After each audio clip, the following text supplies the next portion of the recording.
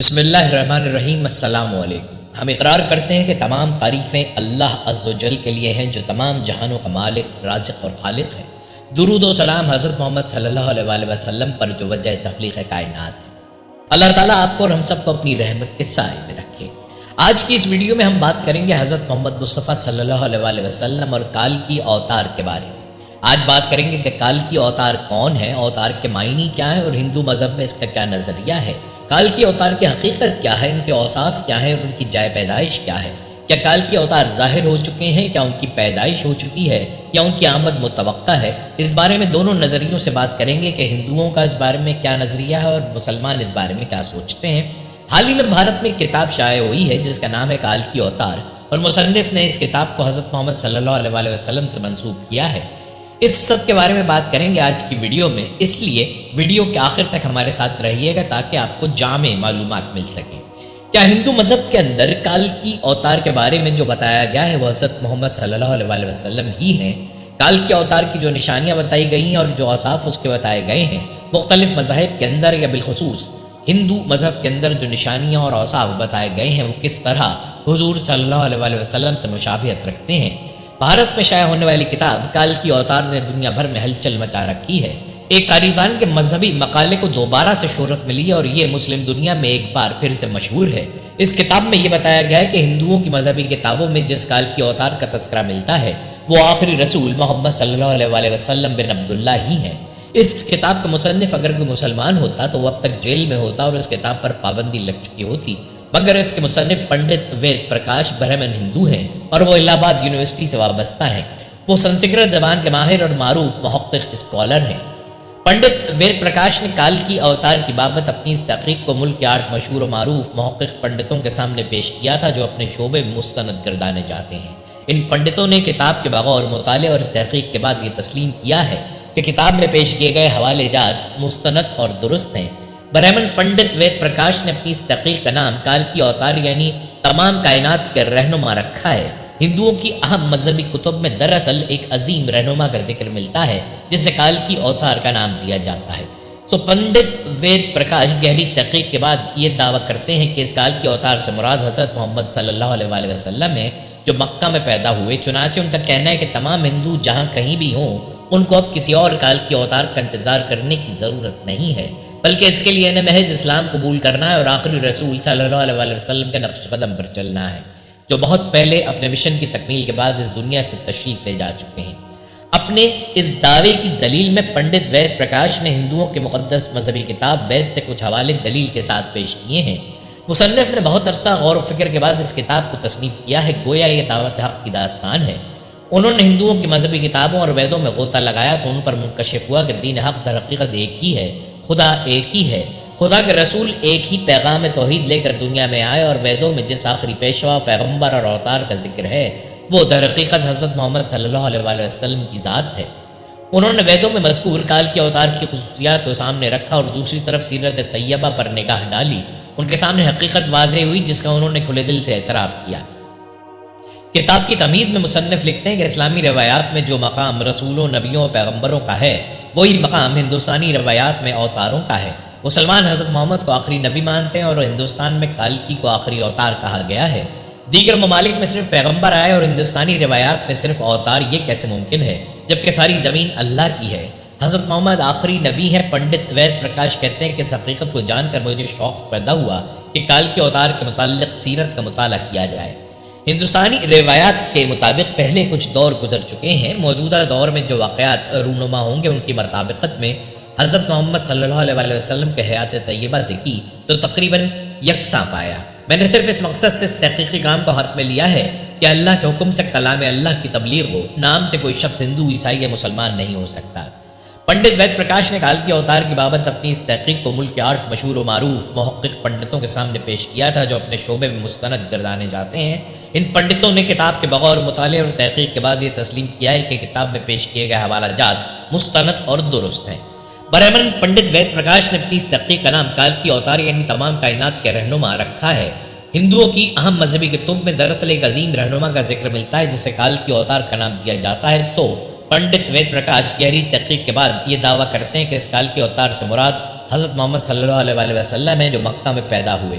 چنانچہ ان کا کہنا ہے کہ تمام ہندو جہاں کہیں بھی ہوں ان کو اب کسی اور کال کے اوتار کا انتظار کرنے کی ضرورت نہیں ہے، بلکہ اس کے لیے انہیں محض اسلام قبول کرنا ہے۔ مصنف نے اس کتاب میں اوتار کے معنی، اوتار کے اسباب نزول، آخری اوتار کی بعثت کے اسباب اور آخری اوتار کی خصوصیات کو تفصیل سے بیان کیا ہے، اور دلائل و شواہد سے یہ ثابت کیا ہے کہ آخری اوتار پیغمبر محمد صلی اللہ علیہ وسلم ہی ہیں۔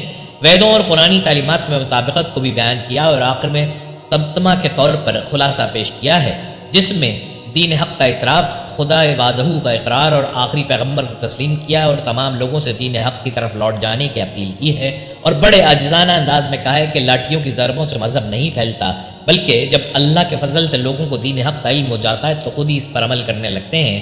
علماء دین کا فرض ہے کہ وہ دین کے اصولوں سے لوگوں کو واقف کرائیں، عقیدت پیدا ہونے پر عمل کریں گے، فساد کرنے سے کوئی کیوں مانے گا۔ اللہ کے دین کے مبلغین کو امن و اطمینان کے ساتھ دین کی تبلیغ کرنی چاہیے۔ اپنے اس دعوے کی دلیل میں پنڈت وید پرکاش نے ہندوؤں کی مقدس مذہبی کتاب وید سے مندرجہ ذیل حوالے دلیل کے ساتھ پیش کیے ہیں۔ وید کتاب میں لکھا ہے کہ کال کی اوتار بھگوان کا آخری اوتار ہوگا جو پوری دنیا کو راستہ دکھائے گا۔ ان کلمات کا حوالہ دینے کے بعد پنڈت وید پرکاش لکھتے ہیں کہ اس پیش گوئی کا اطلاق صرف حضرت محمد صلی اللہ علیہ وسلم کے معاملے میں درست ہو سکتا ہے۔ ویدوں کی پیش گوئی کے مطابق کال کی اوتار ایک جزیرے میں پیدا ہوں گے اور یہ عرب علاقہ ہی ہے جس سے جزیرۃ العرب کہا جاتا ہے۔ مقدس کتاب وید میں لکھا ہے کہ کال کے اوتار کے والد کا نام وشنو بھگت اور والدہ کا سومان ہوگا، جبکہ سنسکرت زبان میں وشنو اللہ کے معنیوں میں استعمال ہوتا ہے اور بھگت کے معنی غلام اور بندے کے ہیں۔ چنانچہ عربی زبان میں وشنو بھگت کا مطلب اللہ کا بندہ ہے، یعنی عبداللہ ہوا۔ سنسکرت میں سومان کا مطلب امن ہے، جو کہ عربی زبان میں آمنہ ہوگا، اور آخری رسول صلی اللہ علیہ وسلم کے والد کا نام عبداللہ اور والدہ کا نام آمنہ ہی ہے۔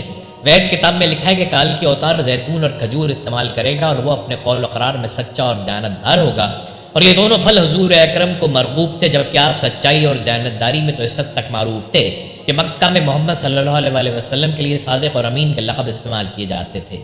وید کے مطابق کال کی اوتار اپنی سرزمین کے معزز خاندان میں سے ہوگا، اور یہ بھی محمد صلی اللہ علیہ وسلم کے بارے میں سچ ثابت ہوتا ہے کہ آپ قریش کے معزز قبیلے میں سے تھے، جس کی پوری عرب میں عزت اور شام و عراق میں پہچان تھی۔ وید کے مطابق بھگوان کال کے اوتار کو اپنے خصوصی قاصد کے ذریعے ایک غار میں پڑھائے گا۔ اس معاملے میں یہ بھی درست ہے کہ محمد صلی اللہ علیہ وسلم مکہ کی واحد شخصیت تھے جنہیں اللہ تعالیٰ نے غار حرا میں اپنے خاص فرشتے حضرت جبرائیل کے ذریعے تعلیم دی۔ ہندوؤں کے بنیادی عقیدے کے مطابق بھگوان کال کی اوتار کو ایک تیز ترین گھوڑا عطا فرمائے گا جس پر سوار ہو کر وہ زمین اور 7 آسمانوں کی سیر کرے گا، اور محمد صلی اللہ علیہ وسلم کا براق پر معراج کا سفر اس پیش گوئی کا مصداق بن کر اسے آپ کی بابت ہی درست ثابت کرتا ہے۔ نیز وید میں لکھا ہے کہ ہمیں یقین ہے کہ بھگوان کال کی اوتار کی بہت مدد کرے گا اور اسے بہت قوت عطا فرمائے گا، اور ہم یہ جانتے ہیں کہ جنگ بدر میں اللہ نے محمد صلی اللہ علیہ وسلم کی فرشتوں سے مدد فرمائی۔ ہندوؤں کی ساری مذہبی کتابوں کے مطابق یہ پیش گوئی ملتی ہے کہ کال کی اوتار گھڑ سواری، تیر اندازی اور تلوار زنی میں ماہر ہوگا۔ پنڈت وید پرکاش نے اس پیش گوئی پر بڑا خوبصورت تبصرہ کیا ہے جو بڑا اہم اور قابل غور ہے۔ وہ لکھتے ہیں، گھوڑوں، تلواروں اور نیزوں کا زمانہ بہت پہلے گزر چکا ہے، اب تو ٹینک، توپ اور میزائل جیسے ہتھیار استعمال میں ہیں، لہٰذا یہ عقل مندی نہیں ہے کہ ہم اس دور جدید میں تلواروں، نیزوں اور برچیوں سے مسلح کال کی اوتار کا انتظار کرتے رہ جائیں۔ حالانکہ حقیقت یہ ہے کہ مقدس کتابوں میں کال کی اوتار کے واضح اشارے حضرت محمد صلی اللہ علیہ وسلم کے بارے میں ہیں، جو ان تمام حربی فنون میں کامل مہارت رکھتے تھے۔ ٹینک، توپ اور میزائل کے اس دور میں گھڑ سوار، تیغ زن اور تیر انداز کال کی اوتار کا انتظار نری حماقت ہے۔ اب بات کرتے ہیں ہندوؤں کے عقیدے کی کہ ان کے مذہب کے مطابق کال کی اوتار کون ہے اور اس کے کیا اوصاف بتائے گئے ہیں۔ ہندوؤں کے مطابق کال کی وشنو کا 10واں اور آخری اوتار ہے جو کلیگ کے قریب دھرتی پر پرچلت ہوگا۔ 10واں اوتار کا حال مکمل نہیں ہوا۔ ہندوؤں کو توقع ہے کہ وشنو نیکاروں کو جزا اور گناہگاروں کو سزا دینے کے علاوہ برائی ختم کرنے کے لیے پروں والے گھوڑے پر نمودار ہوگا۔ گھوڑے نے اپنا ایک پاؤں اٹھایا ہوا ہے اور جو ہی وہ اس کے پاؤں نیچے رکھے گا اوتار مکمل ہو جائے گا۔ وشنو کائناتولوجی کے مطابق کلیگ کے آخر میں ہندوؤں کو بھگوان وشنو کا 10واں اوتار سمجھا جاتا ہے جو 4 لامتناہی چکروں میں سے آخری ہے۔ جب لارڈ کال کی دیو دادا نامی گھوڑے پر سوار ہو کر شریروں کو تلوار سے مار ڈالیں گے تو سنہری دور شروع ہوگا۔ مذہبی متن کے مطابق کلیگ میں بھگوان وشنو کلکی کی شکل میں اوتار بنیں گے۔ کلکی اوتار کلیگ اور ستیگ کے دور میں ہوگا۔ دیومالا کے مطابق جب کلیگ میں گناہ کی حد کو عبور کیا جائے گا تو کلکی اوتار دنیا میں شریروں کو ختم کرنے کے لیے ظاہر ہوگا۔ صحیفوں کے مطابق یہ اوتار مستقبل میں ہونے والا ہے۔ کلیگ کے اختتام پر جب حکمرانوں کی ناانصافی میں اضافہ ہوگا، چاروں طرف گناہوں میں اضافہ ہوگا اور ظلم و بربریت غالب آ جائے گی، تب भगवान विष्णु इस दुनिया की फलाह व बहबूद के लिए कल्कि की शक्ल में अवतार बनेंगे। कल्कि पर उनके मुताबिक परशुरामा भगवान विष्णु के 10वें अवतार कल्कि के गिरोह होंगे और उन्हें जंग के बारे में तालीम देते थे। वो कल्कि को भगवान शिव के लिए तपस्या करने का मुतालबा करेगा और अपना आसमानी हथियार हासिल करेगा। काल्कि पुराण में काल्के की अवतार की पैदाइश और कुनबे की कहानी का तखमीना दर्ज किया गया है। विष्णाउस नामी एक ब्राह्मण शंभाल नामी गांव में रिहाइश पजीर होगा जो सोमती नामी औरत से शादी करेगा। दोनों दिन मजहबी सरगर्मियों में गुजारेंगे। काल्कि उनके घर बेटे की हैसियत से पैदा होंगे और बहुत कम उम्री में ही वेदों और सहीफों की तिलावत करके गजीम स्कॉलर बन जाएंगे। बाद में वो महादेव की पूजा करके जिंदा इंसानों के दुखों से निजात हासिल करेंगे, जिनकी शादी प्रधारता की बेटी पद्मा देवी से होगी। अवतार लफ्ज़ के मायने है ज़मीन पर आना। ईश्वर का अवतार तरकीब के मायने ये होते हैं लोगों को खुदा का पैगाम सुनाने वाले बुजुर्ग का ज़मीन पर मबूस होना। अल्लाह हर शय पर मुहीत है, उसका किसी मुतय्यन मकाम पर रहना और वहाँ से कहीं आना जाना गोया इस गैर महदूद को महदूद करार देना है। वो जहाँ जिस शान से चाहता है अपने नूर को आया करता है और जहाँ वो ना चाहे आया नहीं होता है। जैसे यख बरसते मौसम में सूरज की रोशनी मान नजर आती है, दर हकीकत सूरज की रोशनी में कोई कमी नहीं रहती। बुलंद आसमानों में बुलंद तरीन आसमान पर इसका मकाम सबसे आला है। जहाँ न सूरज चमकता है न चांद तारे नजर आते हैं, वहाँ अल्लाह का नूर इस कदर रोशन है कि सूरज और चांद की रोशनी में इसकी कोई मिसाल नहीं है। जिस तरह सूरज की रोशनी से तमाम सैयारे रोशन हैं, इसी तरह इस बुजुर्ग उबरतर अल्लाह के नूर से तमाम के तमाम आलम मुनव्वर हैं। इसी से वाबस्ता यानी इसका कोई महबूब मौजूद बुजुर्ग लोगों की फलाह और निजात के लिए सतह ज़मीन पर मबूस होता है। यह रूए ज़मीन पर मथर कल्ब नेक सीरत लोगों को इल्म कलाम से सरफराज फरमा कर उन्हें खुदा के नूर का मुशाहिदा कराता है, बरई सबब वो बंदा इल्म लद नहीं पाता है। ईश्वर का अवतार इस तरकीब में लफ्ज़ का इजाफी है। ईश्वर से वाबस्ता कौन हो सकता है? इससे वाबस्ता उसका बंदा ही होता है। ऋग्वेद में ऐसे शख्स को केरी कहा गया है। केरी लफ्ज़ के मायने ईश्वर की तारीफ करने वाला के होते हैं और अरबी में इसका तर्जुमा अहमद होता है।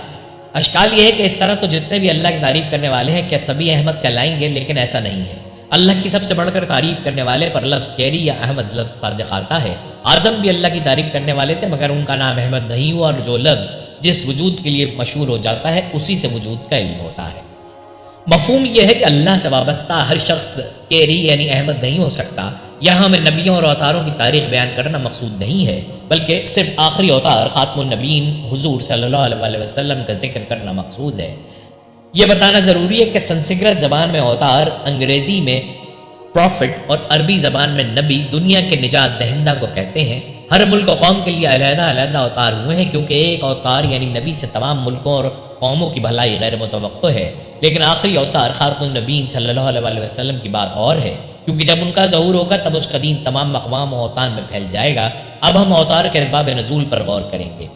लोगों का ज़ौक़ लामज़हबियत और दीन के हक़ीक़ी तकाज़ों से दूरी, हुसूल ख्वाहिशात के लिए दीन में बिदअत पैदा करना, दीन के नाम से बेदीनी करना, नावाकिफ़ लोगों को दीन की सूरत में बेदीनी का पैगाम देना, अल्लाह के बंदों को ईज़ा देना, जुल्म और गुनाहों की कसरत हो जाना, बेइंतहा तशद्दुद, निराज और बगावत का फैल जाना, दीन को शिकम परवरी और कुनबा परवरी की हद तक महदूद करना, अतयात खुदाबंदी का बेजा और ख़तरनाक तौर पर इस्तेमाल किया जाना, फ़ुक़रा और मोमिनीन की हिफाजत और बदकारों की तबाही के लिए दीन का तबाही के करीब हो जाना, लूट क़त्ल गारत गरी का बढ़ जाना, बतकाज़ा ज़माना लोगों का ज़ौक़ और उनके लिए दिए गए पैगाम दीन की शिकस्तगी देख कर दीन के कदीम उसूलों की तजदीद और उन पर अमल करवाने के लिए इन असबाब के पेश आने पर अवतार यानी नबी का नज़ूल होता है।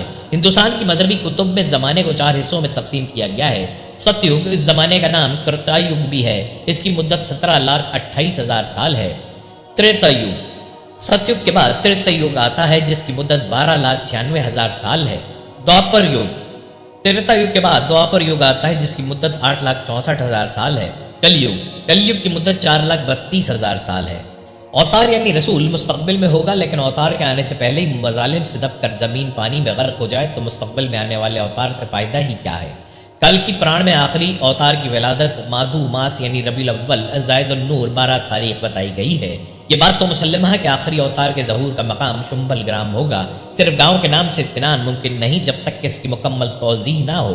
पहले ये तय करना ज़रूरी है कि शंभल किसी गाँव का नाम है या उसकी सिफत। शंभल किसी गांव का नाम नहीं हो सकता, क्योंकि अगर ये किसी गांव का नाम होता तो उसकी सिफत भी बताई जाती, लेकिन पुराणों में कहीं शंभल ग्राम की कैफियत नहीं बताई गई।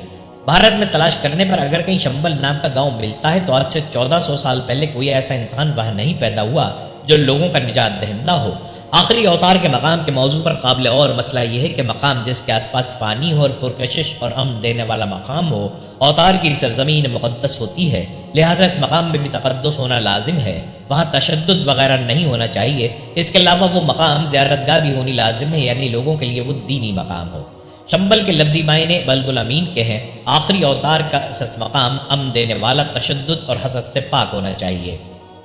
آخری اوتار کے لیے ضروری نہیں کہ وہ ہندوستان میں اور سنسکرت یا ہندی بولے، اگر ہر ملک کی زبان، وضاحت اور نام ایک ہی ہوتی ہے۔ یہ کہنا جہالت ہے کہ اوتار صرف بھارت میں ہو۔ کیا بھارت ہی ایشور کا پیارا مقام ہے اور دوسرے ممالک پیارے نہیں ہیں؟ کہ دنیا صرف بھارت ہے، دیگر ممالک دنیا میں نہیں ہیں؟ لہٰذا آخری اوتار بیرون ہند بھی ہو سکتا ہے اور اس ملک کی زبان و دستور اور وضاحت کے مطابق اس کو چلنا ہوگا، لیکن بے دینی اور بے انصافی کے خلاف۔ زمانے کے اعتبار سے دیکھا جائے تو یہ واضح ہوتا ہے کہ بھارت میں آج سے 1400 سال پہلے کوئی ایسی شخصیت نہیں پیدا ہوئی جو آخری اوتار کے معیار پر پوری اترے۔ تمام پرانوں میں کلکی اوتار کا مقام پیدائش سنبھل بتایا گیا ہے۔ سنبل یا شمبل ایک ہی معنی رکھتے ہیں۔ پہلے ذکر کیے گئے بیانات میں بات واضح کی جا چکی ہے کہ کالکی اوتار شہ سوار اور شمشیر بکف ہوگا۔ تلوار گھوڑے کا زمانہ گزر چکا ہے، اب تو جٹ طیاروں اور ایٹمی اسلحہ جات کا زمانہ آ گیا ہے، لہٰذا آخری اوتار کے زمانے کا تعین موجودہ عہد سے پیشتر ہی ثابت ہوتا ہے۔ اب بات کرتے ہیں کہ کیا حضرت محمد صلی اللہ علیہ وسلم ہی وہ آخری کال کی اوتار ہیں؟ چلیے کچھ اور تقابلی جائزہ لیتے ہیں۔ بھگوت پران 12واں اور اسکند دوسرے ادھیائے کے 19ویں شلوک میں مذکور ہے کہ کالکی اوتار ملائکہ کے ذریعے دیے گئے گھوڑے پر سوار ہو کر تلوار سے بدکاروں کا خاتمہ کر دیں گے۔ کالکی کا گھوڑا جو ملائکہ کے ذریعے عطا کیا جائے گا بہت ہی شاندار ہوگا، اسی پر سوار ہو کر وہ بدکاروں کا خلا خما کریں گے۔ حضرت محمد صلی اللہ علیہ وسلم کو فرشتہ یعنی جبرائیل کی معرفت گھوڑا ملا تھا جس کا نام براق تھا۔ اس پر سوار ہو کر حضرت محمد رات میں سفر زیارت یعنی معراج کے لیے تشریف لے گئے۔ آپ کو گھوڑے پسند تھے، لہٰذا آپ کے پاس 7 گھوڑے تھے۔ حضرت انس رضی اللہ تعالیٰ عنہ سے روایت ہے کہ میں نے حضرت محمد صلی اللہ علیہ وسلم کو دیکھا کہ آپ گھوڑے پر سوار تھے اور تلوار حمائل تھی۔ حضرت محمد صلی اللہ علیہ وسلم کے پاس کل 9 تلواریں تھیں، جس میں سے ایک سلسلہ خاندان سے دستیاب، دوسری ذوالفقار اور تیسری قلعی نام کی تلوار تھی۔ بھگت پران میں آخری اوتار کو جگت پتی کہا گیا ہے۔ جگت کے معنی عالم کے ہیں اور پتی کے معنی حفاظت کرنے والا کے ہیں۔ لفظ جگپتی کے معنی یہ ہوئے کہ اپنے پند و نسائی کے ذریعے گرتے ہوئے معاشرے کو بچانے والا، اور وہ معاشرہ نہیں بلکہ لامحدود معاشرہ یعنی عالم ہے۔ مفہوم یہ ہوا کہ جگت کا گرو سرور عالم ہوگا۔ حضرت محمد صلی اللہ علیہ وسلم کی شان میں قرآن کریم میں آیا ہے، اے محمد اعلان کر دو کہ اے تمام دنیا کے لوگوں میں تم سب کی طرف اللہ کا رسول ہوں۔ اور دوسری جگہ سورہ الفرقان میں آیا ہے کہ بابرکت ہے وہ ذات جس نے اپنے بندے پر فرقان نازل کیا تاکہ وہ تمام عالموں یعنی قوموں کے لیے ڈرانے والا ہو۔ اس طرح سے عالم کی سروری کا وجود اور عظمت دونوں باتیں ثابت ہوتی ہیں۔ کالکی اوتار کے موضوع میں مذکور ہے کہ وہ بد کرداروں کو ہلاک کر دیں گے۔ یہی بات حضرت محمد صلی اللہ علیہ وسلم کی ذات بابرکات پر ثابت آتی ہے۔ آپ نے بھی خاتمہ بدکاروں کا ہی کیا، اور قرآن کریم میں فرمایا گیا ہے جن مسلمانوں پر حملہ کیا جاتا ہے ان کو حکم دیا جاتا ہے کہ وہ بھی لڑیں کہ ان پر ظلم ہو رہا ہے اور اللہ ان کی مدد کرنے پر پوری قدرت رکھتا ہے۔ حضرت محمد صلی اللہ علیہ وسلم نے لٹیروں اور ڈاکوؤں کو سدھار کر انہیں توحید کی تعلیم دی، اللہ کی عبادت میں دیگر معبودوں کو شریک کرنے سے منع فرمایا اور بت پرستی کی تردید کی۔ آپ نے ازلی دین کو قائم کیا اور فرمایا کہ میں زمانہ قدیم کے دین کو ہی قائم کر رہا ہوں، یہ کوئی نیا دین نہیں ہے۔ لفظ اسلام کے معنی ہے اللہ کی فرما برداری کرنے والا دین، اور لفظ وید کے معنی بھی خدا کا کلام ہے۔ اس کی فرما برداری کرنے والا مذہب ویدک ہے، لہٰذا ویدک مذہب یا دین اسلام کی راہ میں جو مذاہب ہیں انہیں کافر یا ناستک کہا جاتا ہے۔ ان سے مخالفت اور ان کا انسداد ایک فطری عمل ہے۔ آپ صلی اللہ علیہ وسلم کی ولادت مبارکہ سے پیشتر ایران میں کیقباد پہلا بادشاہ تھا جس نے پیغام میں مصدق سے متاثر ہو کر اعلان کیا تھا کہ دولت اور عورت پر تمام لوگوں کا حق ہے، ان پر کسی خاص شخص کا حق نہیں ہے، جس کے نتیجے میں بدکاری حد سے تجاوز کر چکی تھی۔ ایسے عالم میں حضرت محمد صلی اللہ علیہ وسلم ہی کی شخصیت تھی جن کے متبعین نے ان انتہائی شریروں کو شکست فاش دے کر دین کی عزت و ناموس کو قائم کرنے میں کامیابی حاصل کی۔ کال کے اوتار کے مضمون میں کہا گیا ہے کہ وہ برہمنوں کے سردار کے گھر میں پیدا ہوگا۔ حضرت محمد صلی اللہ علیہ وسلم مکہ معظمہ میں کعبۃ اللہ کے پردھان پروت صدر متولی کعبہ کے گھر میں متولد ہوئے۔ کالکی کو آخری زمانے کا آخری اوتار بتایا گیا ہے۔ حضرت محمد صلی اللہ علیہ وسلم نے بھی اعلان فرمایا ہے کہ میں خاتم النبیین ہوں، یہی وجہ ہے کہ مسلمان آپ کے بعد کسی کو نبی نہیں مانتے۔ کتاب واچسپتیم اور شبد کلپتر میں کالکی لفظ کے معنی انار کھانے والے اور بدنامی کے داغ کو مٹانے والے بتائے گئے ہیں۔ حضرت محمد صلی اللہ علیہ وسلم بھی پھلوں میں انار اور کھجور پسند فرماتے تھے، اور قدیم زمانے سے جمے ہوئے شرک اور کفر کے بدنما دبوں کو دھو کر آپ نے پاک کر دیا۔ کال کی پران میں مذکور ہے کہ کال کی پیدا ہونے کے بعد پہاڑی کی طرف جائیں گے اور وہاں پرشورام جی سے عرفان حاصل کریں گے۔ اس کے بعد شمال کی طرف جا کر وہاں سے پھر بستی کو آئیں گے۔ حضرت محمد صلی اللہ علیہ وسلم اپنی ولادت باسعادت کے بعد پہاڑی یعنی جبل نور پر واقع غار حرا گئے اور وہاں جبرائیل کے ذریعے عرفان یعنی وحی حاصل فرمائی، یعنی آپ صلی اللہ علیہ وسلم پر بذریعہ جبرائیل وحی سے قرآن کریم کا نزول شروع ہوا۔ اس کے بعد آپ جانب شمال مدینہ منورہ گئے ہجرت فرما کر، اور وہاں سے پھر دکن یعنی مکہ معظمہ کی طرف میں 10,000 صحابہ کرام مراجعت فرمائی اور اپنے مقام مکہ کو فتح کیا۔ کال کے اوتار کے بیان میں یہی واقعات درپیش ہونے کا اعلان پرانوں میں موجود ہے۔ شیو کی جانب سے کالکی کو ایک گھوڑا عطا کیا جانا۔ شیو کالکی کو ایک گھوڑا دیں گے جو بہت اعجازی ہوگا۔ حضرت محمد صلی اللہ علیہ وسلم کو بھی براق نامی گھوڑا اللہ تعالیٰ کی عطا سے ملا تھا۔ کالکی پران میں مذکور ہے کہ کالکی 4 بھائیوں کے ساتھ کلی یعنی شیطان کا انسداد کریں گے۔ حضرت محمد صلی اللہ علیہ وسلم نے بھی اپنے 4 رفقا کے ساتھ شیطان کا انسداد فرمایا۔ ان 4 رفقا کے نام حسب ذیل ہیں: حضرت ابو بکر صدیق رضی اللہ تعالیٰ عنہ، حضرت عمر فاروق رضی اللہ تعالیٰ عنہ، حضرت عثمان غنی رضی اللہ تعالیٰ عنہ، حضرت علی مرتضیٰ رضی اللہ تعالیٰ عنہ۔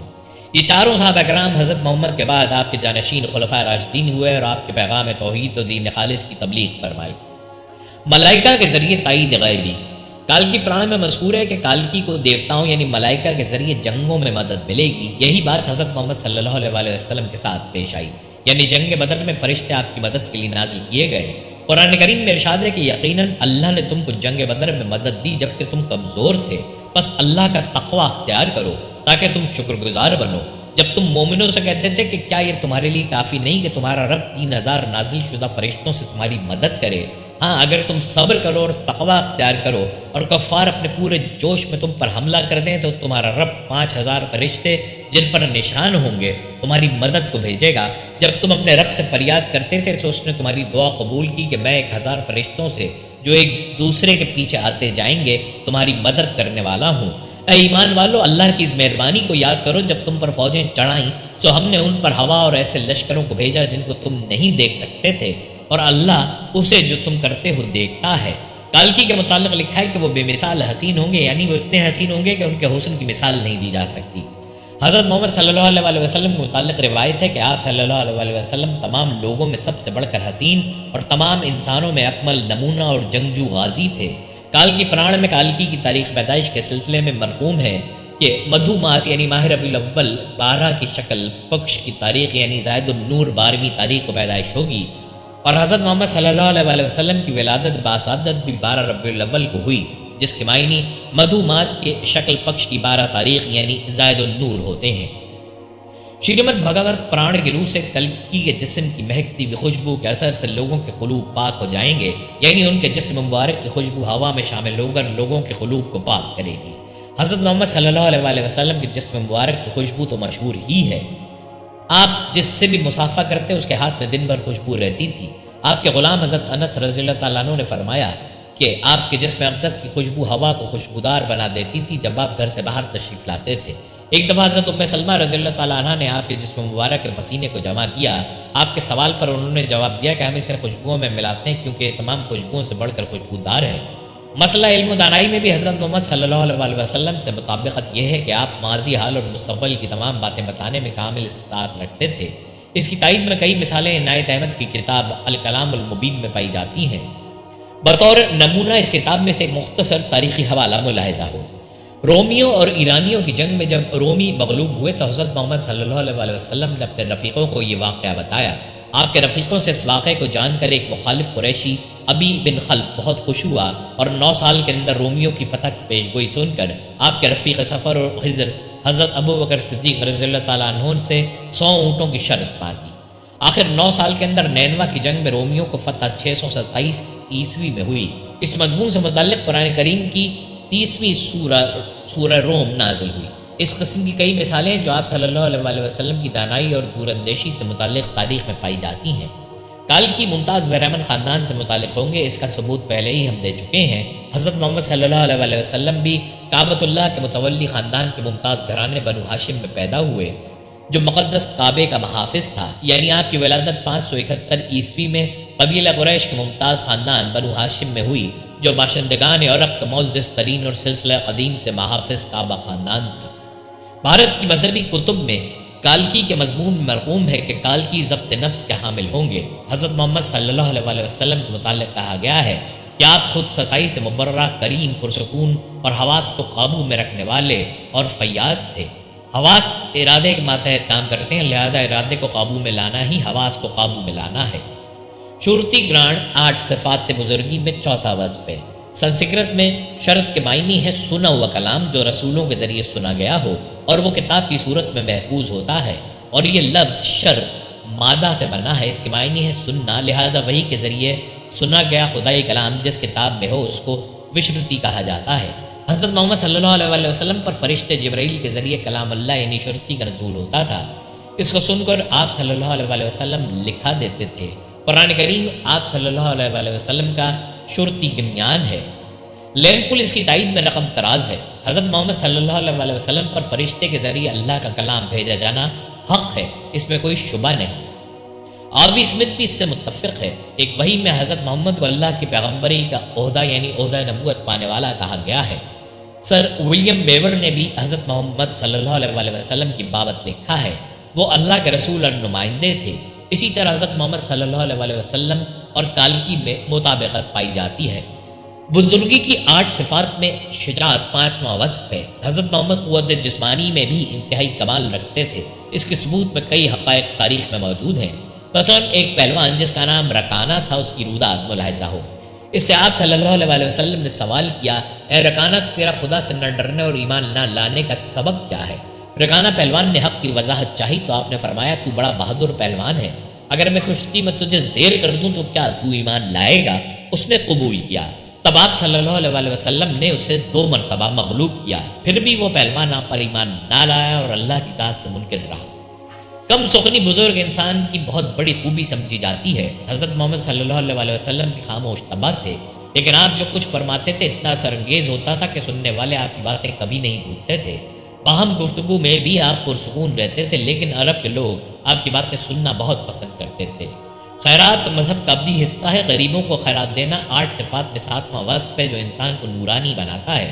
تقریباً ہر ایک بزرگ کے پاس یہ تسلیم شدہ امر ہے۔ کالکی کو پرانوں میں اشت ایشور گنانوت کہا گیا ہے، یعنی ان میں 8 صفات من حیث المجموع رہنا قرار دیا ہے۔ حضرت محمد صلی اللہ علیہ وسلم تو ہمیشہ عطا کرنے میں مصروف رہتے تھے اور آپ کے مکان پر غریبوں کا مجمع لگا رہتا تھا، آپ کسی کو مایوس نہیں کرتے تھے۔ سر ولیم میور نے بھی حضرت محمد صلی اللہ علیہ وسلم کو بے انتہا حسین و جمیل صورت والے، شجی اور سخی بتایا ہے۔ صفات حشمت و بزرگی میں شکر گزاری، کیے گئے احسان کی قدر کرنا 8واں وصف ہے۔ اس خوبی کے بغیر کوئی شخص بزرگی نہیں پا سکتا۔ کالکی میں شکر گزاری 8 صفات حشمت موجود رہنے کی پیشگوئی پرانوں میں مرقوم ہے۔ جیسا کہ ہم پہلے واضح کر چکے ہیں کہ حضرت محمد صلی اللہ علیہ وسلم میں بھی مذکورہ بالا 7 صفات کی موجودگی واضح ہو چکی ہے، اور آپ میں شکر گزاری کی موجودگی کا کوئی مورخ غیر متعارف نہیں ہو سکتا۔ انصار کے متعلق کہے گئے فقرات آپ کی شکر گزاری کی وضاحت کرتے ہیں۔ کالکی کے متعلق مشہور ہے کہ وہ جس مذہب کو قائم کریں گے وہ ویدک مذہب ہوگا اور ان کے وسیلے سے ہدایت کردہ تعلیمات خدائی تعلیمات ہوں گی۔ یہ تو واضح ہی ہے کہ حضرت محمد صلی اللہ علیہ وسلم کے وسیلے سے نازل شدہ قرآن کریم اللہ کا کلام ہے۔ پھر بھی ضدی لوگ بھلے نہ مانے، قرآن میں اخلاق، تقوی، محبت اور احسان وغیرہ کرنے کے لیے جو احکام موجود ہیں وہی وید میں بھی ہیں۔ قرآن میں بت پرستی کی تردید اور توحید کی تعلیم، باہم محبت کے سلوک و برتاؤ کی ہدایات ہیں۔ وید میں ایک ستیہ یعنی حق ایک ہے اور عالمی برادری کا امتیازی اعلان ہے۔ ویدوں میں ایشور کی بھکتی، خدا کی عبادت کا حکم ہے، اور قرآن کریم کی تعلیم کے سبب مسلمان دن میں 5 بار پابندی سے نماز پڑھتے ہیں، جبکہ برہمن میں شاذ و نادر لوگ ترکال سندھیا یعنی 3 وقتوں کی دعا کرنے والے ملیں گے۔ اسی طرح ہم دیکھتے ہیں کہ کال کی حضرت محمد صلی اللہ علیہ وسلم کی بابت ایک سی باتیں ہیں۔ اب زمینے کے طور پر ویدوں اور قرآن کی بنیادی تعلیمات کے مطابقت پر غور و فکر پیش کریں گے۔ قرآن پاک میں مرقوم ہے، اس کے سوا کوئی معبود نہیں، وہ ہمیشہ زندہ، خود قائم رکھنے والا ہے، اس پر نہ اونگ غالب آتی ہے نہ نیند، اسی کا ہے جو کچھ آسمان میں ہے اور جو کچھ زمین میں ہے۔ وہ کون ہے جو اس کے پاس سوائے اس کی اجازت کے سفارش کرے؟ وہ جانتا ہے جو کچھ ان کے سامنے ہے اور جو کچھ ان کے پیچھے ہے، اور اس کے علم میں سے کسی چیز پر احاطہ نہیں کر سکتے سوائے اس کے جو وہ چاہے۔ اس کا علم آسمانوں اور زمین پر حاوی ہے اور ان دونوں کی حفاظت میں اس پر بوجھ نہیں، اور وہ بہت بلند عظمت والا ہے۔ اپنشدوں میں آیا ہے، ایکم برہم دوتیم ناستی نانا ناستی کنچن، یعنی وہ ایشور خدا ایک ہے، اس کے سوا کوئی دوسرا نہیں ہے۔ یہاں تو اس کے سوا کچھ ہے ہی نہیں، یعنی دنیا کی ہستی جب تک خدا کی قدرت سنبھال رہی ہے تب تک ہی ہے، اگر اللہ کو منظور نہ ہو تو دنیا کا وجود ہی نہ رہے گا۔ قرآن پاک میں ارشاد ہے، کوئی آنکھ اس کو نہیں دیکھ سکتی اور وہ آنکھوں کو دیکھتا ہے۔ رگ وید میں کہا گیا ہے کہ جس کو کوئی بھی آنکھ سے نہیں دیکھ سکتا لیکن جو آنکھ سے اپنے امور کو دیکھتا ہے تو اسی کو برہم جان۔ ویدوں میں رب العالمین کا کلام ایشور وانی پر ایمان نہ رکھنا اور اس کے احکام نہ ماننا ناستکتا ہے۔ ناستکتا کے معنی انکار کرنا ہے۔ قرآن میں بھی کافر لفظ انہی معنوں میں مستعمل ہے۔ کفر کے معنی انکار کرنا یا بھلا دینا ہے۔ اللہ کو یا پیغمبروں کو نہ ماننے والوں کا قول ہے، جو تمہیں دے کر بھیجا گیا ہے جو تم کہتے ہو ہم اس کے انکار کرنے والے یعنی کافر ہیں۔ مسلمان کے معنی ہے اللہ کا فرما بردار۔ مفہوم یہ ہے کہ اللہ پر، اللہ کے کلام پر اور نبیوں پر جو ایمان لایا وہ مسلمان ہے۔ بالکل اس معنی کی مواصل سنسکرت ادب میں آستک لفظ کے معنی ہوتے ہیں۔ آستک کے معنی ہے ایشور یعنی خدا، ایشور وانی کلام خدا اور سچے لوگوں پر ایمان رکھنے والا۔ بھارتیہ اہل ہنود جس کالکی کو اوتار مانتے ہیں، مسلمان اس کالکی کے پیروکار ہیں۔ کالکی کے متعلق کہا گیا کہ وہ بھارتیوں کے ساتھ بڑی بھلائی کریں گے یعنی نجات دلائیں گے۔ اس جذبے کے تحت سب بھارتی کالکی پر ایمان لائیں، کیونکہ وہی آخری اوتار ہیں جو شاہ سوار اور شمشیر بردار ہیں۔ اب آگے جو زمانہ آ رہا ہے وہ گھوڑوں اور شمشیروں کے دور سے کافی دور ہوتا جا رہا ہے۔ بھارتیہ اہل ہنود مسلمانوں کو غیر نہ سمجھیں، کیونکہ وہ بھارتیوں کے ساتھ سب سے بڑی بھلائی کرنے والے ثابت ہوں گے۔ کالکی اور حضرت محمد صلی اللہ علیہ وسلم کے مضمون میں جو جدید مطابقت فراہم ہوتی ہے وہ تعجب کا باعث ہے، اس بات پر کہ جس کالکی کے انتظار میں بھارتیہ اہل ہنود بیٹھے ہیں وہ آ چکے ہیں، وہ ہستی حضرت محمد صلی اللہ علیہ وسلم کی ہے۔ دونوں کی مطابقت میں اگر کہیں کوئی مسئلہ مانے آ جائے تو اسے درمیان سے ہٹا کر دور کرنے والی چیز سمجھ لینا چاہیے، یا ہری اننت حرکتا اننت کے قول سے سرور زمانہ کا تخلیق شدہ فرق مذہب کے بنیادی اصول تقریباً ایک ہی ہیں، لیکن کوتا فہم لوگوں کی سمجھ سے بالا تر ہیں۔ کچھ زمانہ پہلے ویدک مذہب میں آمیزش برائیوں کے اخراج کرنے والے گوتم بدھ جی کے ہدایت کردہ بدھ مذہب اور اس کے پیرووں کو نفرت کی نظر سے دیکھا جاتا تھا، اور لوگ یہ سمجھتے تھے کہ یہ نیا اور ویدک مذہب سے الگ مذہب ہے۔ لیکن پرانوں کے 24 اوتاروں کے بیان میں جب یہ پڑھا گیا کہ بدھ جی 23واں اوتار ہے، تب لوگوں کی سمجھ میں آیا کہ مذہب بھی اپنا ہی ہے اور بدھ جی بھی اوتار ہی ہیں۔ تب ویدکوں اور بدھوں کا اختلاف ختم ہوا اور اب بدھی بھی ویدک مذہب کے پیروکار سمجھے جانے لگے۔ اسی طرح حضرت محمد صلی اللہ علیہ وسلم کے وسیلے سے ہدایت کردہ سناتن دھرم یعنی قدیم مذہب اسلام اور ان کے متبعین کو دیکھنے پر یہ نظر آتا ہے کہ یہ تو ویدک مذہب کے خلاف مذہب ہے، مگر بھگوت پران میں 24 اوتاروں کے بیان میں جب میں نے کالکی کو دیکھا اور 12ویں اسکند میں ان سے ہونے والے واقعات کی رودات کو پڑھا تو حضرت محمد کے حالات میں مکمل انسانیت پائی اور مجھے یقین ہو گیا کہ آپ ہی کالکی ہیں، اور آپ کے مذہب کا بڑھنا اور آپ کے پیرووں کے عروج سے تو اپنا ویدک مذہب بھی قوی ہوتا ہے۔ اب نہ صحیح مگر جب اس بات کا علم سب کو ہو جائے گا تب مسلمانوں کا دین اسلام یا آستکوں کا خدا کی فرمانبرداری کا مذہب بھارت میں جاری وشنو شاک جین اور بدھ مذہب کی مانند سبھی لوگوں میں مقبول شدہ ہوگا، اور اہل ہنود اور مسلمانوں کے طبقے مل کر ایک بہت بڑا معاشرہ بنائیں گے۔ لاٹھیوں کی ضربوں سے مذہب نہیں پھیلتا، بلکہ جب اللہ کے فضل سے لوگوں کو دین حق کا علم ہو جاتا ہے تو خود ہی اس پر عمل کرنے لگتے ہیں۔ علماء دین کا فرض ہے کہ وہ دین کے اصولوں سے لوگوں کو واقف کرائیں، عقیدت پیدا ہونے پر عمل کریں گے، فساد کرنے سے کوئی کیوں مانے گا۔ اللہ کے دین کے مبلغین کو امن و اطمینان کے ساتھ دین کی تبلیغ کرنی چاہیے۔ دین کا تعلق وضاقت سے نہیں اور نہ داڑھی یا چوٹی کے رکھنے سے ہے، یہ تو جسم کی مصنوعی نمائش ہے۔ دین کا تعلق قلب کے تفکرات سے ہے جن سے سفر حیات بہترین انداز سے کامیاب ہو۔ خدائی تخلیق میں انسانیت کا مقام یکساں ہے اور اس کی ترقی و تنزیل کے اصول بھی یکساں ہیں۔ تمام ممالک میں بزرگ و عظیم انسانوں کی ضرورت بھی وقتاً فوقتاً پڑتی رہتی ہے۔ کوئی شخص بغیر اللہ کے نور کے نبی یا رسول یا بزرگ انسان بنے یہ ناممکن ہے۔ حضرت محمد صلی اللہ علیہ وسلم ملک عرب میں بتقاضائے زمان و مکان اللہ کے نور سے عظیم الشان نبی ہوئے۔ اس حق و صداقت کے اقبال کرنے سے کسی کو تعمل نہیں ہو سکتا، خواہ کسی خطۂ عرض پر زمان و مکان کے مطابق کوئی بزرگ انسان معزز یا پیغمبر ہو تو اس عظمت کا ذکر دیگر ممالک کے لوگ اپنی تہذیب اور زبان کے مطابق الفاظ میں کرتے ہیں۔ اس حقیقت کا اس حقیقت کا تیقن ڈاکٹر وید پرکاش اپادھیائے کی کتاب کالکی اوتار اور حضرت محمد سے ملتا ہے۔ دنیا گلوبل ولیج بن گئی ہے، کسی بھی ملک میں ہونے والے واقعات کو بیک وقت پوری دنیا میں دیکھا جاتا ہے، اور یہ دنیا کی مختلف تہذیبوں کے افراد پر اثر انداز ہوتے ہیں۔ جہاں شعور و آگاہی دیتے ہیں، وہاں یہ مختلف مذاہب اور تہذیبوں کے پیروکاروں کے بارے میں مثبت یا منفی رویوں کو بھی جنم دیتے ہیں۔ اس لیے ایسی کوششوں کی عالمی سطح پر ضرورت بہت زیادہ بڑھ گئی ہے، جس سے تمام مسالک اور مذاہب کے درمیان مثبت رابطہ پیدا کر کے دنیا میں اس حوالے سے پائی جانے والی مشکلات کو انتہائی کم کیا جا سکے۔ ماضی میں مذہبی طبقوں کے درمیان ہم آہنگی پیدا کرنے کے لیے مختلف کوششیں ہوئیں، مگر اس کے مثبت اثرات پیدا نہ ہو سکے۔ مغل شہنشاہ اکبر نے اپنے بنائے ہوئے دین الہی کے ذریعے ہندوؤں اور مسلمانوں کو قریب لانے کی سعی کی، مگر یہ طریقہ غیر فطری تھا، اس لیے ناکامی سے دوچار ہوا۔ اسی طرح بھارت میں رام اور رحیم کے فلسفے کو بھی کامیابی نہ مل سکی۔ اس کی وجہ یہ تھی کہ دونوں کوششوں کا حقیقت پسندانہ اپروچ سے دور کا بھی واسطہ نہ تھا۔ مذہبی طبقات میں ڈائیلاگ کا دروازہ کھولنے کے لیے اسلام کا فلسفہ نہایت حقیقت پسندانہ ہے۔ اسلام نظریاتی اختلاف کو قبول کرتا ہے۔ برداشت، احترام اور محبت کی پالیسی کو تبھی تشکیل دیا جا سکتا ہے جب آپ دوسروں کے نظریات کو احترام دے کر اختلاف کو قبول کر لیتے ہیں۔ یہاں یہ بات انتہائی اہم ہے کہ اچھے معاشرے کی تشکیل کے لیے اختلافات کو ختم کرنے کی ضرورت نہیں ہوتی۔ پرامن معاشرے کی تشکیل کے لیے تضادات کو سمجھنا ضروری ہوتا ہے۔ اختلافات کو سمجھنے کے بعد ہی دوسرے عقائد اور مذاہب کا احترام جنم لیتا ہے، اور اس طرح ہی مختلف مسالک اور مذاہب کے لوگوں کو قریب لایا جا سکتا ہے۔ قرآن میں اللہ تعالیٰ کا ارشاد ہے، ترجمہ: نیکی یہ نہیں ہے کہ تم اپنے چہروں کو مشرق یا مغرب کی جانب پھیرو، بلکہ نیکی اللہ پر ایمان لانا، قیامت کے دن پر ایمان لانا، فرشتوں، کتب اور انبیاء پر ایمان لانا ہے۔ اس کے علاوہ حدیث میں وارد ہوا ہے، ترجمہ: ایک شخص محمد صلی اللہ علیہ وسلم کے پاس آیا اور کہا، اے اللہ کے رسول، ایمان کیا ہے؟ رسول نے جواب دیا کہ تم ایمان لاؤ اللہ پر، اس کے فرشتوں پر، اس کی کتابوں پر، اس کے رسولوں پر، اور یہ کہ تم ایمان لاؤ روز حشر پر یعنی آخرت پر، اور تم ایمان لاؤ اچھی اور بری تقدیر پر۔ اسلامی عقیدے کے مطابق ہر شخص کو موت کے بعد زندہ ہو کر اللہ تعالیٰ کی بارگاہ میں اپنے اعمال کا حساب دینا ہے، جس کے نتیجے میں وہ جہنم یا جنت سے ہمکنار ہوگا۔ اسی زندگی کا نام اخروی زندگی، اور اس زندگی پر ایمان لانے کا نام ایمان بالآخرت ہے۔ قرآن کریم میں اللہ رب العزت نے ارشاد فرمایا، ان سے کہو اللہ ہی تمہیں زندگی بخشتا ہے، پھر وہی تمہیں موت دیتا ہے، پھر وہی تم کو اس قیامت کے دن جمع کرے گا جس کے آنے میں کوئی شک نہیں، مگر اکثر لوگ جانتے نہیں ہیں۔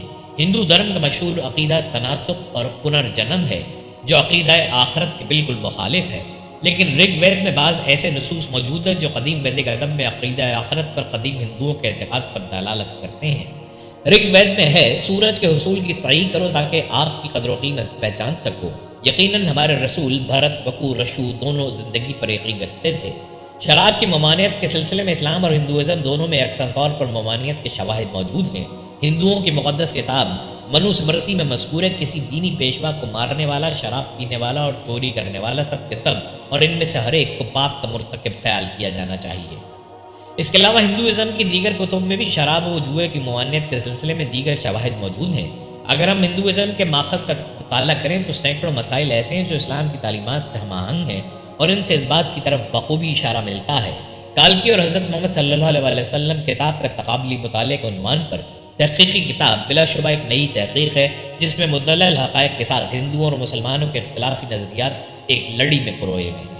یہ ایسی دنیا کا قیام کرے گی جو نجات دہندہ اور پر اطمینان اور دکھ سے عاری ہوگی۔ کالکی اوتار اور حضرت محمد صلی اللہ علیہ وسلم کا تطبیقی مطالعے کے عنوان پر تحقیق کتاب پڑھ کر تمام مذاہب کی یکسانیت کے قدیم احترام کے خیال کو مزید تقویت ملی۔ وہ رسول یعنی کالکی کی دینی فتح کے اسباب میں گھوڑوں اور شمشیروں کے استعمال کا اشارہ ہر ذی فہم انسان کو یہ سوچنے پر مجبور کر سکتا ہے کہ موجودہ دور میں اس پیشگوئی کے عمل میں آنے کا کوئی امکان نہیں ہے، بلکہ یہ دور ماضی میں عمل پیرا ہو چکی ہے۔ بالاختتام کتاب کا مفہوم یہی ہے کہ بھگوت کے کالکی ہمارے محمد صلی اللہ علیہ وسلم ہی ہیں۔ فی الحقیقت اس مقتدر اعلیٰ ہستی کی اہماگیری کے لیے ان معیارات کی کوئی ضرورت تو نہیں ہے۔ فاضل محقق نے اس مختصر کتاب میں ہندوستانی پرانوں کے ادب اور اسلامی ادب کا تطبیقی مطالعہ کر کے جو کالکی اوتار کے متعلق اہم ترین تحقیقی خدمت انجام دی ہے، وہ دور حاضر کی مذہبی ٹکراؤ کی بھی بنی کے لیے بہترین ثابت ہوگی۔ اس طرح سارے عالم میں توحید کی تبلیغ ہوگی اور بنی نوع انسان میں اخوت اور محبت پیدا ہوگی۔ ہم پر امید ہیں کہ مختصر کتاب تمام فرقوں میں پسندیدہ ہوگی اور محدود کوربینہ لوگ اپنے تنگ عقائد سے دور ہو کر عالمی اخوت کی روشنی میں آ جائیں گے اور یہ صحیح ایک عظیم اشتراک کا پیغام دیں گے۔ پنڈت وید پرکاش نے لکھا، ہماری ساری مذہبی کتابوں کے مطابق یہ پیشگوئی ملتی ہے کہ کال کی اوتار گھڑ سواری، تیر اندازی اور تلوار زنی میں ماہر ہوگا۔ پنڈت وید پرکاش نے اس پیشگوئی پر بڑا خوبصورت تبصرہ کیا ہے جو بڑا اہم اور قابل غور ہے۔ وہ لکھتے ہیں، گھوڑوں، تلواروں اور نیزوں کا زمانہ بہت پہلے گزر چکا ہے، اب تو ٹینک، توپ اور میزائل جیسے ہتھیار استعمال میں ہیں، لہٰذا یہ عقل مندی نہیں ہے کہ ہم اس دور جدید میں تلواروں، نیزوں اور برچیوں سے مسلح کال کی اوتار کا انتظار کرتے رہ جائیں۔ حالانکہ حقیقت یہ ہے کہ مقدس کتابوں میں کال کی اوتار کے واضح اشارے حضرت محمد صلی اللہ علیہ وسلم کے بارے میں ہیں، جو ان تمام حربی فنون میں کامل مہارت رکھتے تھے۔ ہم خوش قسمت ہیں کہ ہم نبی اکرم صلی اللہ علیہ وسلم کے امتی ہیں، جن کی گواہی دنیا جہان نے دی۔ ہمارا سرمایہ حیات سیرت رسول ہونی چاہیے۔ حضور اکرم نے پوری کائنات کو پیغام نجات دیا۔ حضور کے آنے سے دنیا سے جہالت کا اندھیرے دور ہو گئے۔ ہمیں نبی پاک کے اسوہ حسنہ کو اپنانا ہوگا۔ آپ کی تعلیمات پر عمل پیرا ہو کر دنیا و آخرت میں کامیاب ہو سکتے ہیں۔ سب سے زیادہ شان والے نبی کی امت ہونے کی خوش نصیبی کے ساتھ ساتھ ہماری خوش قسمتی یہ بھی ہے کہ ہمارے نبی کی تعلیمات اور ان پر نازل کردہ قرآن آج بھی اصل حالت میں محفوظ ہیں۔ ہم خوش قسمت ہیں کہ ہم نبی اکرم کے امتی ہیں، جن کی گواہی دنیا جہان نے دی۔ ہمارا سرمایہ حیات سیرت رسول ہونی چاہیے۔ حضور اکرم صلی اللہ علیہ وسلم نے پوری کائنات کو پیغام نجات دیا۔ حضور کے آنے سے دنیا سے جہالت کے اندھیرے دور ہو گئے۔ ہمیں نبی پاک کے اسوہ حسنہ کو اپنانا ہوگا۔ قرآن پاک میں بتایا گیا ہے کہ اللہ تعالیٰ نے ہر قوم میں نبی بھیجے ہیں۔ احادیث نبوی میں انبیاء کرام کی تعداد 1,44,000 تک بتائی گئی ہے، جبکہ جن رسولوں کے نام قرآن و حدیث اور بائبل وغیرہ کے ذریعے ہم تک پہنچتے ہیں ان کی تعداد 100 سے بھی کم ہے۔ ہندوستان کی تہذیب ہزاروں سال قدیم اور شاندار روایات سے مالا مال ہے، اس لیے یقینی طور پر اللہ کے نبی سرزمین پر بھی آئے ہوں گے۔ تاہم زمانے کی دستبرد کے سبب ان کی شخصیات پر اوہام کے پردے پڑ گئے ہیں۔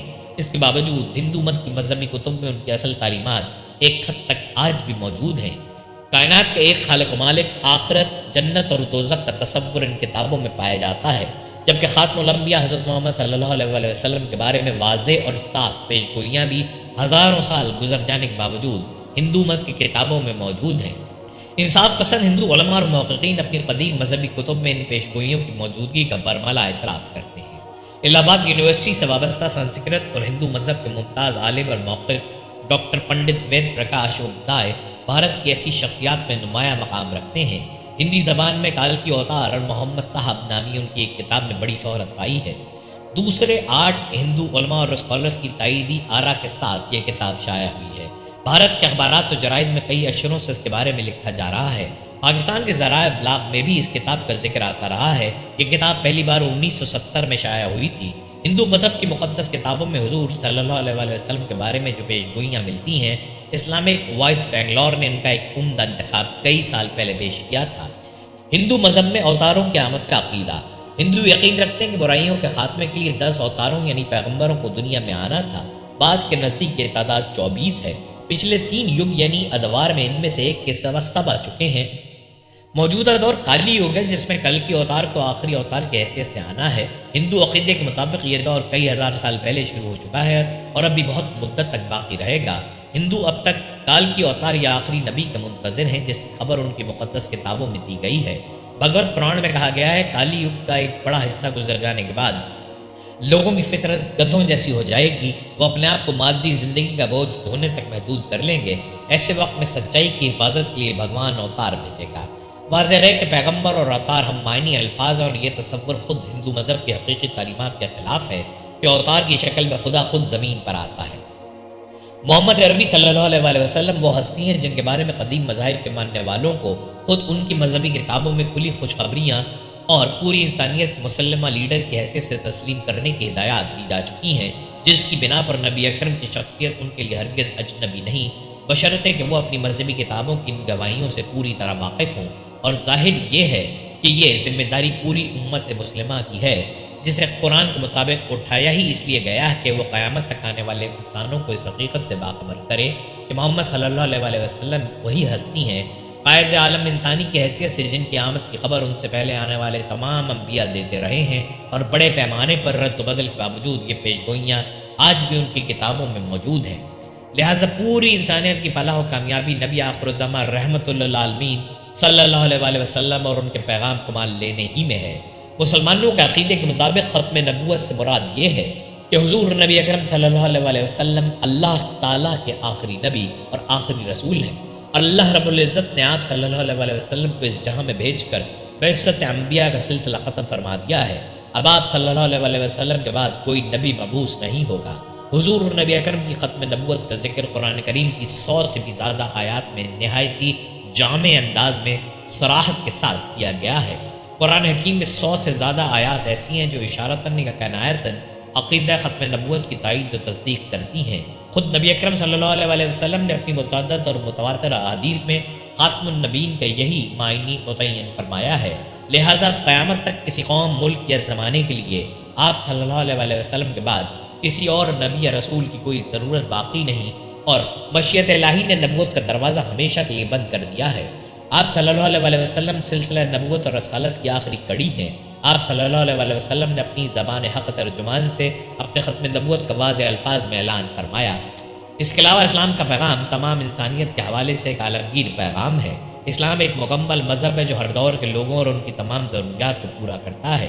اس سے ظاہر ہوتا ہے کہ کسی دوسرے پیغام کی کوئی ضرورت نہیں ہے۔ محمد صلی اللہ علیہ وسلم نے دین کی تکمیل کر دی ہے۔ تمام مسلمانوں کا عقیدہ ہے کہ جناب نبی کریم روئے زمین کی ہر قوم اور ہر انسانی طبقے کی طرف رسول بنا کر بھیجے گئے ہیں، اور آپ کی لائی ہوئی کتاب قرآن مجید تمام آسمانی کتب کے احکام منسوخ کرنے والی اور آئندہ کے لیے تمام معاملات کے احکام و قوانین میں جامع و مانع ہے۔ قرآن کریم تکمیل دین کا اعلان کرتا ہے، گویا انسانیت اپنی معراج کو پہنچ چکی ہے اور قرآن کریم انتہائی عروج پر پہنچانے کا ذریعہ ہے۔ اس کے بعد کسی دوسری کتاب کی ضرورت نہیں اور نہ ہی کسی نئے نبی کی حاجت۔ چنانچہ امت محمدیہ کا یہ بنیادی عقیدہ ہے کہ آپ کے بعد اب کوئی نبی نہیں آئے گا۔ انسانیت کے سفر حیات میں وہ منزلہ پہنچی ہے کہ جب اس کا ذہن بالغ ہو گیا اور اسے وہ مکمل ترین ضابطہ حیات دے دیا گیا، جس کے بعد اب اسے نہ کسی قانون کی احتیاج باقی رہی، نہ ہی کسی نئے نبی اور رسول کی۔ قرآن و سنت کی روشنی میں ختم نبوت کا انکار محال ہے۔ اللہ تبارک و تعالیٰ نے روئے زمین پر سب سے پہلا انسان حضرت آدم علیہ السلام کو بھیجا۔ مشیت خداوندی اور حکمت رب یہی منظور تھی کہ اپنے پیارے انسان اور نبی حضرت آدم علیہ السلام سے سرزنش کرنے پر جنت سے زمین پر اتارا، تاکہ زمین کو انسان سے بھرا جائے اور شیطان کے دعوے کو غلط ثابت کیا جا سکے۔ اللہ تبارک و تعالیٰ نے فرمایا کہ میرے بندے صراط مستقیم پر رہیں گے تو مکمل حق ہے کہ تو انہیں بہکا سکتا ہے، جو بہک گئے وہ تیرے اور جو ثابت قدم رہے وہ میرے۔ علامہ اقبال فرماتے ہیں، درد دل کے واسطے پیدا کیا انسان کو، ورنہ کم نہ تھے عبادت کے لیے کر بیاں۔ یعنی علامہ اقبال کے مطابق اللہ تبارک و تعالیٰ کو انسان کی عبادت کی ضرورت نہیں، بلکہ اللہ نے انسان کو انسان کی بھلائی، بھائی چارگی، اخوت، دردمندی، اظہار و قربانی کے لیے پیدا کیا۔ یہی وجہ ہے کہ اللہ تبارک و تعالیٰ نے حقیقی خوشی اور راحت بھی انسان کی مدد کرنے میں رکھی ہے۔ دین اسلام کا جز بھی حقوق و لباس پر محیط ہے۔ یہی وجہ ہے کہ حضور صلی اللہ علیہ وسلم نے 40 سال تک اپنے حسن اخلاق، عظیم کردار اور مکمل حقوق و لباس ادا کر کے اپنے جانی دشمنوں کو بھی یہ کہنے پر مجبور کر دیا کہ وہ آپ کے لیے امین و صادق کے لقب سے پکارے۔ حضرت آدم علیہ السلام سے آخری الزماں حضرت محمد مصطفیٰ صلی اللہ علیہ وسلم تک کم و بیش 1,24,000 انبیاء کرام دنیا میں تشریف لائے، لیکن نبی کریم محمد مصطفیٰ صلی اللہ علیہ وسلم وہ واحد نبی اور پیغمبر ہیں جو سید الانبیاء، امام الانبیاء بھی ہیں۔ حضرت آدم علیہ السلام کی سرزنش کی معافی بھی حضور کائنات محمد مصطفیٰ صلی اللہ علیہ وسلم کے صدقے اور وسیلے سے ہوئی۔ بے شمار انبیاء کرام نے اللہ سے خواہش ظاہر کی تھی کہ اے رب، تو ہمیں نبی کے بجائے اپنے پیارے حبیب محمد مصطفیٰ صلی اللہ علیہ وسلم کا امت ہی بنا دیتا۔ اللہ نے اپنے حبیب کی امت کو تمام امت پر فضلیت بخشی ہے۔ روز قیامت سب سے پہلے حضور کی امت ہی سب سے پہلے جنت میں داخل ہوگی، اور آپ کی سفارش پر ہی دیگر امتیں بھی جنت میں داخل ہوں گی۔ دوستو، آپ کو بتاتے چلیں کہ نبی کریم حضرت محمد مصطفیٰ صلی اللہ علیہ وسلم نے کبھی بھی غیر مسلم سے نفرت نہیں کی، البتہ ان کے جھوٹے خداؤں کو برا جانا اور گمراہ لوگوں کو شعور، دانشمندی کا سبق پڑھاتے ہوئے ایک رب کی عبادت کا درس دیا۔ آپ صلی اللہ علیہ وسلم نے ہمیشہ کافروں کو ان کے حقوق کا مکمل تحفظ بخشا۔ یہی وجہ ہے کہ مدینہ المنورہ میں پہلی اسلامی ریاست میں یہودی اور بت پرست امن و سکون سے رہتے تھے، کیونکہ آپ سارے جہاں کے لیے رحمت للعالمین بن کر آئے ہیں۔ وہ نبیوں میں رحمت لقب پانے والا، مراد غریبوں کی بر لانے والا، وہ اپنے پرائے کا غم کھانے والا۔ دوشنبہ کا دن تھا، شہر کا اجالا، مکے میں پیدا ہوا کملی والا۔ یہ وہ الفاظ ہیں جو آپ صلی اللہ علیہ وسلم کی ذات مقدس کے لیے استعمال کیے جاتے ہیں، لیکن یہ الفاظ بہت قلیل ہیں۔ آپ صلی اللہ علیہ وسلم کی ذات مبارکہ کی شان کسی انسان، کسی فرشتے کی مجال نہیں۔ جو پیش کر سکے۔ آپ کی شان اقدس خود اللہ تبارک و تعالیٰ فرماتا ہے، بے شک ہم نے ان کا ذکر سب سے بلند رکھا، گویا قرآن کا پہلا حرف سے آخری حرف تک تعریف رسول اور شان رسول مقبول ہے۔ اللہ نے تمام دین میں سب سے زیادہ دین محمدی کو پسند کیا ہے، اور اس دین میں بہت برکتیں انعامات بھی رکھے ہیں جو بعد از موت مسلمان کو دیے جاتے ہیں، جن میں قبر کی راحت، بعد از موت روح کو سکون اور جنت کے انعامات وغیرہ۔ حالیہ دنوں میں ہندوستان میں جہاں انتہا پسندی بربریت کا راج ہے، وہیں ہندو مذہب سے تعلق رکھنے والی اہم ترین شخصیات نے اپنے مذہبی مقدس کتاب پر تحقیق کی تو انہیں مسلمانوں کے نبی کریم محمد مصطفیٰ صلی اللہ علیہ وسلم کا ذکر اور شان اقدس کا احساس بیدار ہوا، اور تمام ہندو مذہب کے بڑے بڑے معتبر پنڈتوں نے نئی تحقیق کو اپنے اپنے جائزے کے تحت ٹٹولا اور موازنہ کیا تو سب کے سب حق و سچ کو ماننے پر مجبور ہو گئے۔ حال ہی میں بھارت میں شائع ہونے والی کتاب کال کی اوتار نے دنیا بھر میں ہلچل مچا دی ہے۔ اس کتاب میں یہ بتایا گیا ہے کہ ہندوؤں کی مذہبی کتابوں میں جس کو کال کی اوتار کہا گیا ہے وہ آخری رسول محمد صلی اللہ علیہ وسلم بن عبداللہ ہے۔ بر صغیر پاک و ہند کا یہ وہ خطہ ہے جس کے متعلق مختلف پیر، مشائخ، اولیاء، اسلافین کے قول سے ثابت ہوتا ہے کہ اس خطے کی جانب آپ صلی اللہ علیہ وسلم رخ کر کے خوش ہوا کرتے تھے، اور آخری زمانے کی شہادتوں میں غزوہ ہند کا بھی ذکر ملتا ہے۔ دنیا بہت تیزی کے ساتھ ترقی کر رہی ہے۔ آج کا انسان مکمل شعور اور تحقیق کے ساتھ اپنی زندگی کو ڈھالتا ہے اور سچ و حق کے ساتھ کھڑا ہو جاتا ہے۔ اس سے کہانیاں، بھوت پریت کی داستانوں سے کوسوں دور چلا گیا ہے۔ بھارت میں بسنے والے کروڑوں ہندو پڑھے لکھے جن میں ہندو مذہب سے تعلق رکھتے ہیں وہ جاننا چاہتے ہیں کہ آیا ان کے مذہب کی حقیقت کیا ہے۔ دور حاضر میں کسی بھی پڑھے لکھے باشعور ہندو شخص کو بے وقوف بنانا اب آسان نہیں۔ اب دنیا سمٹ چکی ہے، لمحوں اور پل بھر میں لوگ ایک جگہ سے دوسری جگہ چلے جاتے ہیں۔ علم و شعور سے آگاہی انہیں سیدھی راہ کی جانب لے جاتی ہے۔ یہی وجہ ہے کہ جن جن ہندو شخصیتوں نے قرآن کا مطالعہ کیا ہے وہ کہنے پر مجبور ہو گئے ہیں کہ برحق یہی وہ مذہب اسلام ہے جو انسانوں کے لیے بھلائی اور خیر کی راہ ہے۔ اسی مذہب اسلام میں کائنات کو بنانے والے کی اصل نشانیاں ہیں جو ہمیں حضور پاک صلی اللہ علیہ وسلم کے صدقے نصیب ہوئی ہیں۔ اللہ دنیا بھر کے انسانوں کو انسانیت سے محبت، ہمدردی، اخلاق و باکرداری کے جامع میں رہتے ہوئے بہترین انسان بنائے، اور عالم دنیا میں امن و سکون کے لیے حقیقی معنوں میں مثبت کردار ادا کرنے کی ہمت اور توفیق عطا فرمائے، آمین ثم آمین۔ دوستو، یہ تھی ہماری آج کی ویڈیو، امید کرتے ہیں آپ کو پسند آئی ہوگی۔ مزید ویڈیوز کے لیے ہمارے چینل کو سبسکرائب کریں اور ساتھ ہی لگے بیل کے بٹن کو دبا دیں تاکہ آنے والی ہر نئی ویڈیو کا نوٹیفیکیشن آپ کو بر وقت ملتا رہے۔ اپنی رائے کا اظہار کمنٹس باکس میں لازمی کیجیے گا۔ ملتے ہیں ایک نئی ویڈیو میں، تب تک کے لیے اللہ حافظ، فی امان اللہ۔